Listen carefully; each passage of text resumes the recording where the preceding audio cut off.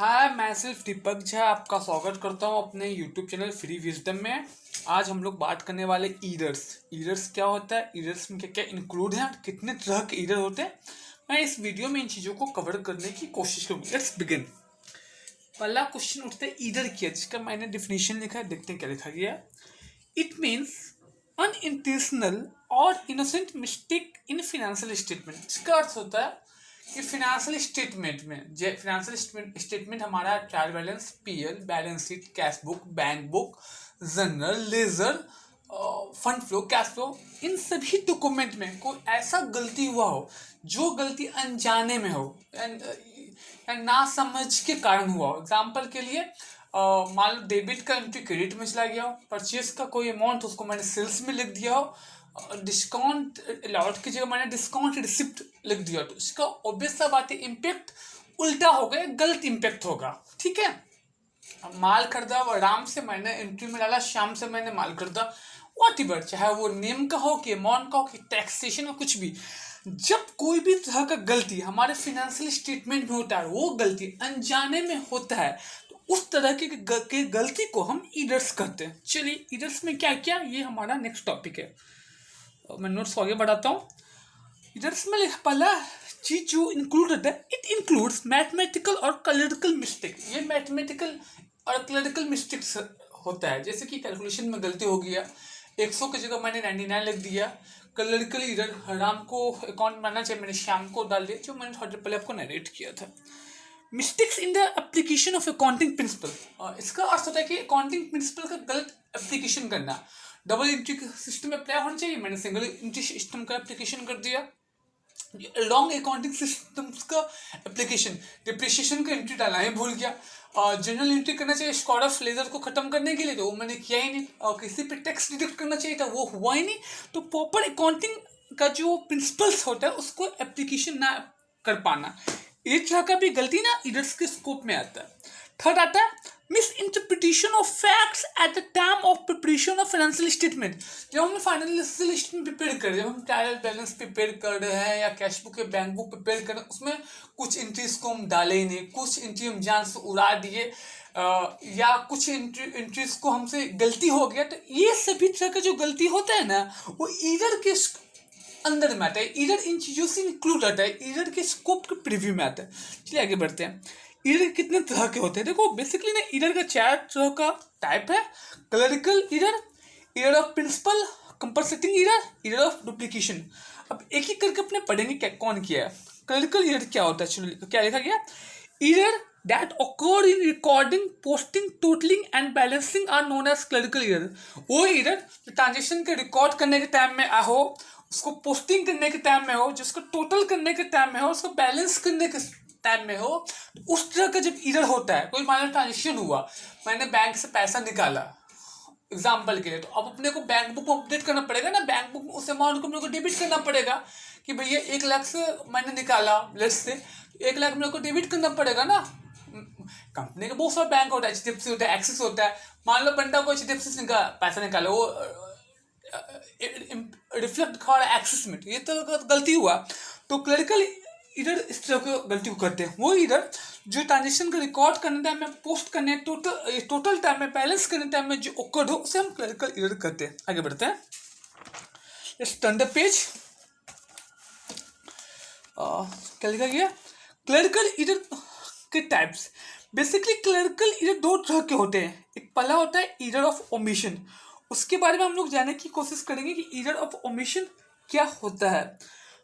When a transaction is omitted from recorded books of account, either wholly or partially, is known as error of omission। मतलब error of omission का अर्थ है कोई भी जब transaction जो books of account में रहता है उसको या तो पूरा तरीके से हटा दो, या उसका थोड़ा सा पर्टिकुलर सेगमेंट या थोड़ा सा हल्का सा हटा दो, इम्पैक्ट हटा दो, उसे हम ईरर ऑफ ओमिशन करते हैं। कोई ट्रांजेक्शन है उसको कंप्लीटली हटा दो, मान लो मैंने 100 रुपये का माल अजय को बेचा, या इस पूरा को पूरा ही हटा दो, या मान लो 100 करके मैंने 5 बार अजय को माल बेचा एक मंथ में, 100 करके, ठीक है, मैंने 4 ट्रांजेक्शन रिकॉर्डिंग के एक को हटा दिया, तो उस तरह के ईरर ऑफ ओमिशन करते। जब एक किसी बुक्स ऑफ अकाउंट्स में किसी ट्रांजेक्शन को मतलब या पूरा हटा देते हैं या उससे कुछ सेगमेंट कुछ हिस्से को हटाते हैं, उसे एरर ऑफ ओमिशन कहलाता है। ठीक है, partial omission taken place when one aspect of transaction are only recorded in books of account. Partial omission तभी होता है जब ट्रांजेक्शन का एक ही एस्पेक्ट रिकॉर्डेड हो। पार्शियली तभी हम हटा सकते हैं जब ट्रांजेक्शन का दो हिस्सा होता है, डेबिट और क्रेडिट। जब एक ही साइड रिकॉर्डेड हो, एक साइड रिकॉर्डेड नहीं हो, तभी हम पार्शियल ओमिशन संभव है। एग्जाम्पल क्या दिया गया, पढ़ते हैं। Collection from customer is debited in cash book but not credited in personal laser of customer. जैसे कस्टमर से अपने को पैसा मिला है तो इसको डेबिट किया गया कैश बुक में, पर क्रेडिट नहीं किया गया है कस्टमर का लेजर में। चलिए आगे बढ़ते हैं। क्या है एरर ऑफ ओमिशन? क्या है? When a transaction is recorded with either and mistakes in books of account is known as error of commission। जब ट्रांजेक्शन को एक्चुअली ही रिकॉर्डेड किया बुक्स ऑफ अकाउंट में गलती के साथ, जो ट्रांजेक्शन में बुक्स ऑफ अकाउंट में रिकॉर्ड करो उसमें ही गलती है। मान लो पैसा मिला 10,000 का पेमेंट, मैंने रिकॉर्ड किया 15,000 रुपये का। मिला राम से पेमेंट, मैं रिकॉर्ड कर रहा हूँ अजय के नाम पे अकाउंट में। ट्रांजेक्शन का जो रिकॉर्डिंग हो रहा है बुक्स ऑफ अकाउंट में वही पूरा तरीके से गलती है, वो एरर ऑफ कमीशन कहलाता है। इसमें क्या क्या इंक्लूड होता है देखते हैं, या क्या क्या एग्जाम्पल है। रिकॉर्डेड विथ रॉन्ग अमाउंट जैसे मैंने आपको समझाया। पोस्टिंग रॉन्ग साइड में पोस्टिंग कर दी with credit. Posting in wrong account में पोस्टिंग कर दी, जैसे मैंने आपको बताया। Account principles are not followed. According जो प्रिंसिपल्स हैं, जो भी डबल अकाउंटिंग सिस्टम्स हमारा एएस का जो भी प्रिंसिपल, अकाउंटिंग स्टैंडर्ड्स का जो भी प्रिंसिपल, उसको ड्यूली फॉलो नहीं किया गया, तो ये सब भी प्रीव्यू इसमें आता है। पाता है एरर ऑफ प्रिंसिपल्स क्या, उस पर हम बात करते हैं। क्या पढ़ते हैं? When transactions are recorded against accounting principles and norms is known as error of principle। error principles को अर्थ होता है जब ट्रांजेक्शन को बुक्स ऑफ अकाउंट में रिकॉर्ड किया जाए अगेंस्ट अकाउंटिंग प्रिंसिपल। हमारे accounting principle mainly double accounting system है, अकाउंट्स प्रिपेयर होता है as per double accounting system के हिसाब से होता है। और अकाउंटिंग एस का जो भी स्टैंडर्ड्स हैं, एस का जो उसको ड्यूली फॉलो होना चाहिए जब ट्रांजेक्शन रिकॉर्डेड हो। जब हम ट्रांजेक्शन रिकॉर्ड करते हैं उस वक्त हम प्रॉपर अकाउंटिंग सिस्टम या प्रॉपर अकाउंटिंग स्टैंडर्ड्स को फॉलो नहीं करते, तो उस केस में ये एरर ऑफ प्रिंसिपल पिक्चर में आता है। It arises due to lack of knowledge in accounting principles and lacking of idea about growth in accounting standards। जैसे कि मैंने बोला एरर प्रिंसिपल्स का झमेला या इश्यूज तभी होगा जब आपको अकाउंटिंग एएस में क्या चेंज हो रहा है, अकाउंटिंग्स के क्या रूल्स हो रहे हैं, उसको आप अप टू डेटेड नहीं रहेंगे, तभी ऐसा दिक्कत हो सकती है। और जब ऐसा दिक्कत होने का कोई स्कोप नहीं रहता है, इस तरह के मिस्टेक्स बेसिकली ब्लेंडर होता है भाई, एक शब्द में बोलता हूँ। कंपनसेटिंग ईरर क्या होता है? नाम से ही आपको मालूम पड़ेगा, एक ईरर दूसरे ईरर को कंपनसेट कर रहा है। When effects of one error is ended with effects of another error is known as compensating error. मैंने आपको बोल ही दिया था। ईरर डुप्लीकेशन क्या होता है?